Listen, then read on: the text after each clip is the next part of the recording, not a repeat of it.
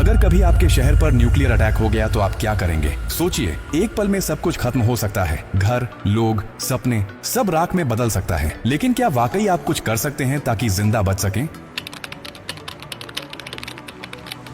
हाँ, अगर आप अभी से तैयार हैं, ये जानकारी जिंदगी और मौत के बीच की दूरी तय कर सकती है। क्योंकि जब एक न्यूक्लियर बम गिरता है तो सिर्फ धमाका ही नहीं होता, उसके बाद शुरू होता है वो खतरनाक खेल जिसे कहते हैं रेडिएशन फॉलआउट। और उसमें जो जिंदा बचता है वो भी धीरे धीरे मरने लगता है। सबसे पहले जानिए कि जैसे ही न्यूक्लियर बम गिरता है, एक तेज सफेद रोशनी आपके सामने आती है। इस रोशनी को देखना मतलब अपनी आंखों की रोशनी खो देना। आप अंधे हो सकते हैं, स्थायी रूप से। इसलिए पहला कदम, जैसे ही धमाके की खबर मिले या रोशनी दिखे, तुरंत जमीन पर लेट जाइए, अपनी आंखें और कान बंद कर लीजिए और चेहरे को किसी कपड़े से ढक लीजिए। ये पहली रक्षा है। अब सवाल उठता है कि कहां जाएं? तो याद रखिए, अगर आपके आसपास कोई मेट्रो स्टेशन है, बेसमेंट है, अंडरग्राउंड पार्किंग है, तो वहीं भागिए, क्योंकि जमीन के नीचे रहना न्यूक्लियर फॉलआउट से बचने का सबसे कारगर तरीका है। लेकिन अगर कुछ नहीं है तो अपने घर को ही शेल्टर बनाना पड़ेगा। सारी खिड़कियां, दरवाजे बंद कर दीजिए। हर छोटी छोटी दरार को भी किसी कपड़े, टेप या गत्ते से बंद कीजिए। हवा का एक भी रास्ता नहीं खुला रहना चाहिए। अटैक से पहले या जैसे ही खबर मिले, आपके पास सिर्फ कुछ मिनट होंगे। उसी वक्त पानी भरिए, बाल्टी, बोतल, ड्रम, जो भी है।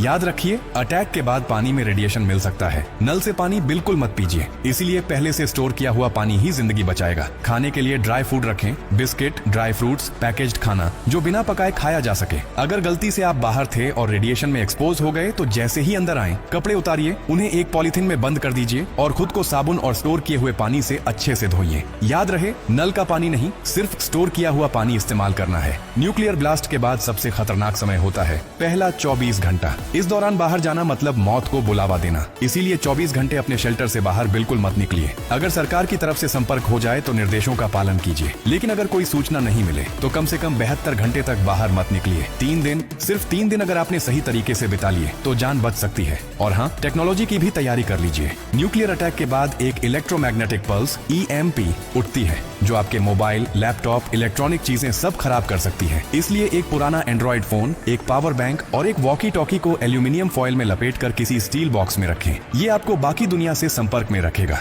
सबसे जरूरी बात, घबराइए मत, पैनिक नहीं करना है। हर फैसला सोच समझ कर लीजिए, क्योंकि न्यूक्लियर अटैक एक टाइम गेम है। जो जितना शांत रहेगा, उसकी जान बचने के चांस उतने ही ज्यादा होंगे। और याद रखिए, ये जानकारी सिर्फ आपके लिए नहीं, बल्कि आपके परिवार, दोस्तों, पड़ोसियों और पूरे समाज के लिए है। क्या आप अकेले सुरक्षित रहना चाहते हैं? नहीं ना? तो इस जानकारी को हर उस इंसान तक पहुंचाइए जिसकी जिंदगी की आपको परवाह है। हो सकता है आपकी एक शेयर से किसी माँ का बच्चा जिंदा रह जाए, किसी पिता की आखिरी उम्मीद बच जाए, किसी बहन का भाई लौट कर घर आ जाए। और यही तो असली इंसानियत है।